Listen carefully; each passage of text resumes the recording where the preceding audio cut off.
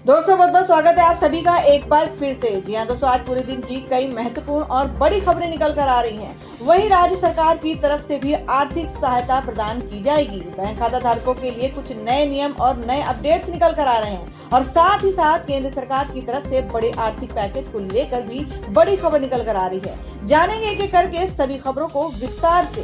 तो बिना समय गंवाए चलते हैं पहली बड़ी खबर की ओर।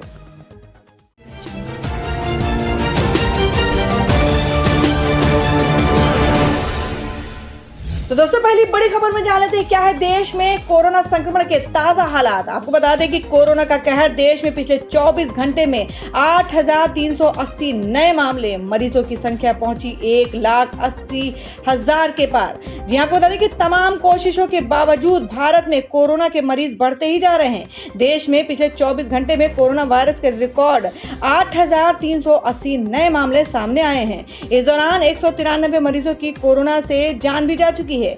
स्वास्थ्य मंत्रालय के मुताबिक देश में अब तक के कुल 1,82,143 मामले सामने आ चुके हैं। वहीं देश में कोरोना से जान जाने वालों का आंकड़ा 5166 तक पहुंच गया है। इसमें 89,995 एक्टिव केस हैं। वहीं 86,984 मरीज ठीक हो चुके हैं। देश में कोरोना का रिकवरी रेट 47.8% है। बता दें कि अब तक के कई राज्यों में अपने यहाँ लॉकडाउन को आगे बढ़ाया है। इसमें पंजाब, बंगाल, मध्य प्रदेश, तमिलनाडु ऐसे राज्य शामिल हैं। तो वहीं दिल्ली में कोरोना के मामले बढ़ते ही जा रहे हैं। कोरोना वायरस के कारण दिल्ली पुलिस के एक पुलिसकर्मी की भी जान जा चुकी है। दिल्ली पुलिस के fingerprint expert assistant sub inspector Sheshmani Pandey की जान गई है। गौरतलब है कि कांस्टेबल अमित राणा की भी कोरोना के कारण जान जा चुकी है। जबकि कोरोना से सबसे ज्यादा त्रस्त महाराष्ट्र है, जहां पर कोरोना संक्रमितों की तादाद 65,000 के पार चली गई है। और वहीं अगली खबर बताते कि महाराष्ट्र में भी 30 जून तक बढ़ा लॉकडाउन। नई गाइडलाइन में जानिए क्या खुलेगा, क्या बंद रहेगा। आपको बता दें कि कोरोना वायरस संक्रमण को देखते हुए केंद्र सरकार ने लॉकडाउन को बढ़ाकर 30 जून 2020 तक के लागू कर दिया है। नए दिशा निर्देशों के मुताबिक कंटेनमेंट जोन में पूरे महीने सख्ती जारी रहेगी, जबकि अन्य इलाकों में समय के साथ धीरे धीरे छूट दी जाएगी।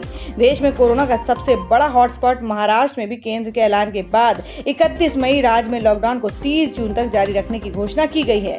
प्रदेश की उद्धव ठाकरे सरकार ने लॉकडाउन के ऐलान के साथ नई गाइडलाइन भी जारी कर दी है। आपको बता दें कि महाराष्ट्र सरकार ने भी केंद्र की ही तरह 3 चरणों में रियायत देने का फैसला किया है। उद्धव सरकार की गाइडलाइंस के मुताबिक आवश्यक गतिविधियों को छोड़कर रात 9 बजे से सुबह 5 बजे के बीच लोगों की आवाजाही पर सख्ती से प्रतिबंध रहेगा।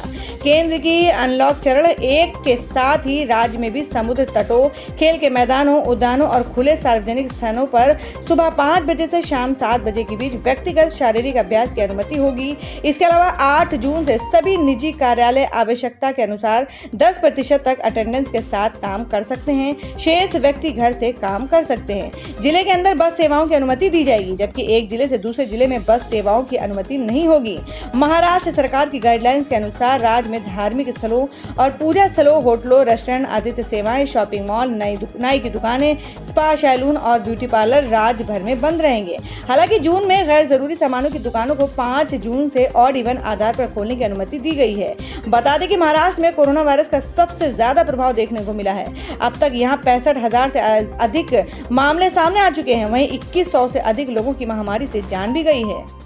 और अब अगली खबर बता दें कि राजस्थान में खुलेंगी दुकानें और दफ्तर, सरकार ने जारी की है गाइडलाइन। आपको बता दें कि भारत में कोरोना का संक्रमण तेजी से बढ़ रहा है, जिसको देखते हुए सरकार ने 5वें चरण में लॉकडाउन का ऐलान किया है। इस चरण में कंटेनमेंट जोन को छोड़कर सभी इलाकों में सामान्य गतिविधियों की छूट रहेगी, जिस वजह से इसे अनलॉक 1 भी कहा जा रहा है। केंद्र सरकार के बाद अब राजस्थान सरकार ने भी लॉकडाउन के 5वें चरण की गाइडलाइन जारी कर दी है। इसमें ज्यादातर निर्देश केंद्र सरकार द्वारा जारी गाइडलाइंस की ही तरह है। राजस्थान में रविवार को गहलोत सरकार ने 1 से 30 जून तक लॉकडाउन के 5वें चरण का ऐलान किया है। साथ ही इसके लिए गाइडलाइन जारी कर दी है, जिसके तहत अब दुकानें, ब्यूटी पार्लर और सामुदायिक पार्क खुलेंगे। इसके साथ ही सरकारी दफ्तरों में 100% कर्मचारियों के साथ काम होगा। सरकार ने साफ कर दिया है कि दुकानों और दफ्तरों में सोशल डिस्टेंसिंग का पूरी तरह से पालन होना जरूरी है। वहीं सरकार ने मास्क पहनना पहले से अनिवार्य कर रखा है। और अब बता दें कि दिल्ली सरकार के पास नहीं है कर्मचारियों को सैलरी देने के पैसे। सिसोदिया ने केंद्र से मांगे 5,000 करोड़। आपको बता दें कि कोरोना महामारी के कारण पूरे देश में लॉकडाउन लागू है। ऐसे में उद्योग धंधे बंद हैं। राज्यों की सरकारों के आय पर भी इसका बुरा प्रभाव पड़ा है। इस बीच दिल्ली के उप मुख्यमंत्री मनीष सिसोदिया ने रविवार को कोरोना संकट से निपटने के लिए केंद्र सरकार से 5,000 करोड़ रुपए की सहायता मांगी है। सिसोदिया ने कहा है कि दिल्ली सरकार के पास उसके कर्मचारियों को सैलरी देने के पैसे नहीं है। उन्होंने बताया कि दिल्ली सरकार को अपने कर्मचारियों के वेतन और अन्य आवश्यकताओं को पूरा करने के लिए हर महीने 3,500 करोड़ रुपए की जरूरत होती है। मनीष सिसोदिया ने ट्वीट कर बताया कि मैंने केंद्रीय वित्त मंत्री को चिट्ठी लिखकर दिल्ली के लिए 5,000 करोड़ रुपए की राशि की मांगी है। कोरोना और लॉकडाउन की वजह से दिल्ली सरकार का टैक्स कलेक्शन करीब 85% नीचे चला गया है। सिसोदिया ने कहा कि वित्त मंत्री ने आपदा राहत कोष से जो पैसा राज्यों को आवंटन किया है वो दिल्ली सरकार को नहीं मिला है। इसकी वजह से दिल्ली में काफी वित्तीय समस्या आ गई है। उन्होंने कहा कि केंद्र सरकार से वैसे भी दिल्ली सरकार को कोई सहायता नहीं मिली है। वहीं दिल्ली के मुख्यमंत्री अरविंद केजरीवाल ने कहा है कि केंद्र सरकार से निवेदन है कि आपदा की इस घड़ी में दिल्ली के लोगों की मदद करें। तो दोस्तों, खबर में आगे बढ़ने से पहले जान लेते हैं आज के माइंड क्विज के सवाल को। आज का सवाल है कि तमिलनाडु के मुख्यमंत्री का क्या नाम है। इसका जवाब आपको वीडियो के नीचे कमेंट बॉक्स में देना है और सही जवाब देने वालों को रैंडमली सिलेक्ट किया जाएगा और वो जीत सकते हैं बम्पर पुरस्कार। बढ़ते अगली बड़ी खबर की ओर। और अब बता दें कि यूपी में 8 जून से धार्मिक स्थल और रेस्टोरेंट खुलेंगे। बिहार में 30 जून तक बढ़ा लॉकडाउन, जाने राज्यों का हाल। आपको बता दें कि लॉकडाउन के चौथे चरण के बाद केंद्र सरकार ने और छूट के साथ अनलॉक की घोषणा की है, जबकि कई राज्यों में लॉकडाउन को बढ़ा दिया गया है। उत्तर प्रदेश में भी लॉकडाउन बढ़ाने की घोषणा की गई है, लेकिन 8 जून से यहां धार्मिक स्थल और रेस्टोरेंट खुलेंगे। वहीं बिहार ने 30 जून तक लॉकडाउन बढ़ाने का निर्णय लिया है। तमिलनाडु, पश्चिम बंगाल और मध्य प्रदेश में 15 जून तक, पंजाब में 30 जून तक के लिए लॉकडाउन बढ़ा दिया गया है। वहीं गुजरात ने लॉकडाउन में कुछ ढील देने की घोषणा की है। शनिवार को गृह मंत्रालय ने अनलॉक 1 की गाइडलाइन जारी की है, जिसके तहत अब केंद्र सरकार की ओर से लॉकडाउन नहीं बढ़ाया जाएगा। राज्य अपने हिसाब से लॉकडाउन का स्तर, क्षेत्र और समय तय कर सकते हैं।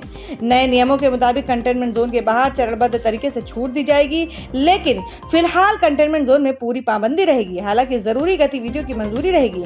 अनलॉक की गाइडलाइंस 1 जून से 30 जून तक के लिए जारी रहेगी।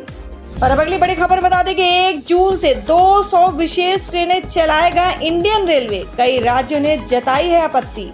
आपको बता दें कि भारतीय रेलवे ने रविवार को कहा कि 1 जून से 200 विशेष ट्रेनों का परिचालन शुरू कर दिया जाएगा और पहले दिन 1.45 लाख से अधिक यात्री यात्रा करेंगे।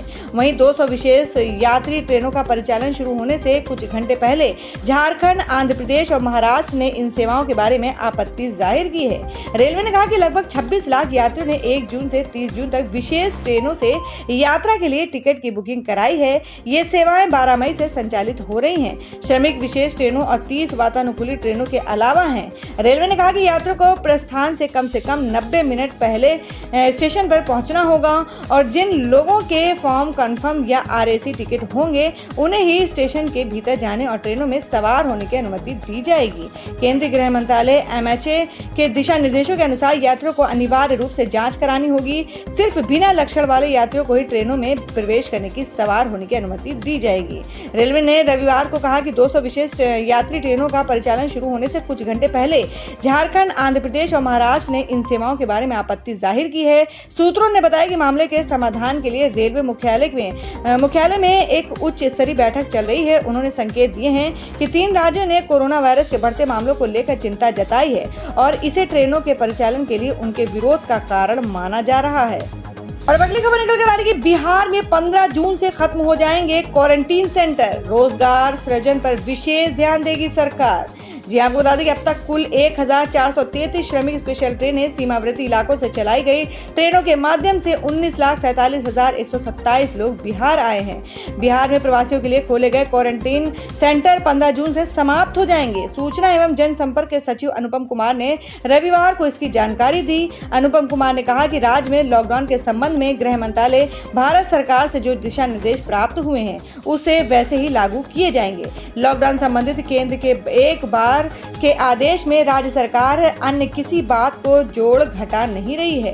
सूचना एवं जनसंपर्क के सचिव अनुपम कुमार ने कहा कि बिहार में 15 जून तक ब्लॉक क्वारंटीन सेंटर चलाने के बाद उसे समाप्त किया जाएगा। उन्होंने बताया कि अब अधिकांश इच्छुक लोग बिहार आ चुके हैं, शेष अन्य भी 1 से 2 दिन के अंदर आ जाएंगे। उन्होंने कहा कि मुख्यमंत्री ने निर्देश दिया है कि डोर टू डोर स्क्रीनिंग के समय गंभीर बीमारी से ग्रसित लोगों को चिन्हित कर उनका विशेष रूप से ध्यान रखा जाएगा। अब लॉकडाउन में काफी हद तक ढील दी जा चुकी है और अब काफी गतिविधियां बढ़ेंगी। अब सरकार बड़े पैमाने पर सभी पंचायतों में माइकिंग एवं विभिन्न media platforms, hoardings, radio, television के माध्यम से जागरूकता कार्यक्रम चलाएगी। तो दोस्तों, खबरों में आगे बढ़ने से पहले एक बार फिर से आपको याद दिला दें कि अगर आपने अभी तक हमारे वीडियो को लाइक नहीं किया तो जल्दी से वीडियो को लाइक कर दें, क्योंकि आपका एक लाइक हमारे लिए बहुत ही महत्वपूर्ण होता है। और अगर आप हमारे चैनल पर नए हैं तो चैनल को जरूर सब्सक्राइब कर लें और बेल के बटन को भी जरूर हिट कर दें। और हमारी पूरी न्यूज को जानने के लिए वीडियो को लास्ट तक जरूर देखें। बढ़ते हैं अगली खबर की ओर। तो दोस्तों, अगली बड़ी खबर में जान लेते हैं क्या है देश भर में मौसम के हाल। जी हम बात करें कि मौसम विभाग का अलर्ट, अगले 24 घंटे होंगे बेहद खतरनाक, फिर आ रहा है बड़ा तूफान। आपको बता दें कि मौसम विभाग के अनुसार अरब सागर के ऊपर तूफान उठ रहा है जो 3 जून तक भारत से टकरा जाएगा।